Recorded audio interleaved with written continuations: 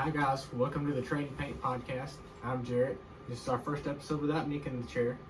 I just wanted to make a quick video about some cup news we didn't go over in the last one. Starting with the JRM Cup debut. Also Red Bull returning. Some news we got on the new NASCAR 25 game. I want to talk about the streaming options we have this new season. And we're going to talk about the Clash next week. Starting off with Junior Motorsports having a cup car in the Daytona 500. I think this is a big step up for this sport. Dale Jr. getting more involved in the cup side again. This is the first time we've really seen anything with him in the Cup Series since 2017. Since he retired, and I mean, I'm excited for it. There's some things I'm excited for like that, and there's some things I wish they could have done better. But the paint scheme overall, going with Chris Stapleton and his whiskey, looks very good. And the car number is the thing I'm set back on. I understand it goes with the brand of whiskey, 40. But back when SVG got the 88 for his Cup Series ride, I was excited for him. But now knowing that Junior Motorsports is going to have a entry into the Daytona 500, I wish they could have got the 88 on it. Or even the 8, but Kyle Busch has the 8, and that's a whole nother topic. But I'm excited to see how Justin Allgaier does in this car. We seen him last year in the Coke 600 filling in for Larson do really good in a 1.5 mile track, but I want to see how he can do in a super speedway, because we know these cars of the next gen are way different than any other car, because yeah, they can run 2 wide all they want, but once they go 3 wide, used to, if you start in the back, you could get to the front in 5 laps because you get on that outside and make moves. Now it seems if you jump on that outside, they cannot go forward. The drivers describe it as having a parachute on the back of their car. As soon as they pull out, the car wants to go backwards unless the bottom 2 lanes are saving gas. So I'm excited to see how Justin Allgaier gets through that. I'm just excited to see a Junior Motorsports Cup car.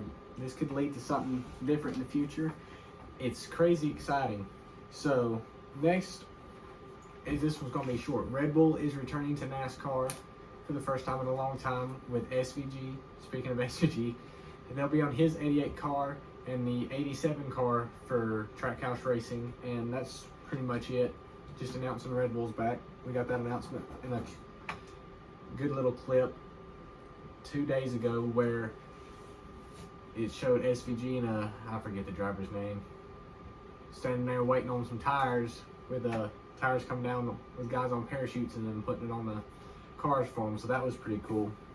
But getting into the NASCAR 25 news, there's really not much. It's just that we're going to have all 4 national series in the game, including the Cup Series, Xfinity Series, Truck Series, and the ARCA Menards series, which this is the first time we're going to have the ARCA Menards in a video game.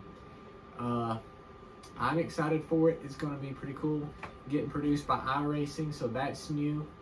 I hope they do way better with this game than Monster did with the old games, because the old games, they had their ups and their downs, but 21 Ignition was visually good, but the driving and all that was not good, and there was a lot of bugs and stuff that needed to be fixed that never got fixed.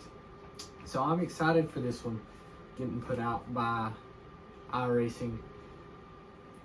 I think they have the simulation that they have, they can transport that over into the console game. It's not going to be exactly like that, but I think they're going to make it more realistic and stuff than it used to be. So I'm looking forward to that. And we got the streaming options for this year. Most of the, let's see, we're going to start out in FS1 or Fox like usual. And then when we get to the Coke 600, we're going to go to Prime for 5 races. I don't know how I feel about that. I have Wi-Fi. I'm going to pay for Prime when it comes to that time. So for people like me, yeah, that's okay. But the older folks who don't really understand streaming services, like my grandparents and all that, are going to find it difficult to watch some 5 races, especially the Coke 600. One of the biggest races of the year is going to be behind a paywall on a streaming service that they probably won't even be able to get. So I don't know. I mean, yeah, putting it on Prime, the first race on Prime, is going to attract a lot of money for NASCAR, but they should have really thought about their fans when they did that. I'm sure they got made a lot of money off of the deal and all that. And then we're going to go to TNT after Prime. So it's going to go back to cable. TNT is new. Dale Jr. will be commentating for Prime and TNT. So that's new. And he's got, I think, Prime's got the 5 races and TNT's got 5 races. So he'll be commentating for 10 of the 36 races this year. So I'm excited. We all remember his slide job from, I think that was Chicagoland a couple years ago. That was either 17 or 18. Not 17. I know it was 18. He retired in 17. But there's got to be better ways for NASCAR to make money than putting it behind a paywall like Prime.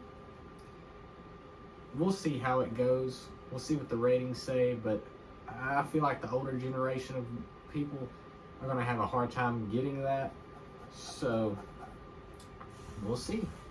Like I said, I'd rather it be on cable, but NASCAR, I guess, has got to make money somehow. And pretty much to wrap up this podcast, the Clash next week at Bowman Gray. I'm excited to see the track updates at Bowman Gray. I've personally never been there, but I've watched races on YouTube and all that. I've seen a couple of videos where they did a lot of upgrades to the wall, and they painted it red and white like the old Winston days, so that's going to be cool. And I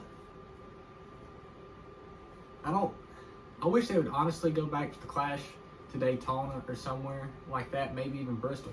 Somewhere where they can actually race. Because the last couple of years at the LA Coliseum, it's a little quarter mile like Bowman Gray where you can't really do anything.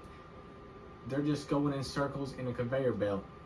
Yeah, you can maybe bump them a couple of times, but that's all you're going to see. So I feel like that's what we're going to see at Bowman Gray. I hope I'm wrong. I hope we see some racing, decent racing there. But I guess we'll see Sunday or Saturday. The heat races are Saturday, the main event's on Sunday. I'm going to be watching both. I'm excited. I'll post my reaction to that when I get home Sunday night after the race. So we'll see how that goes. And that's pretty much it. All my talking points. I know it was a short video, short podcast.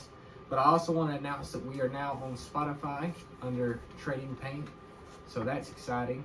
We tried to get on Apple, but still working on it. But we are officially on Spotify. So go follow us on our Instagram, TikTok, and now Spotify. And remember to like and subscribe to this YouTube channel, and we'll keep posting out videos. But until the next video, I hope y'all have a good one. And thanks for listening to Trading Paint Podcast.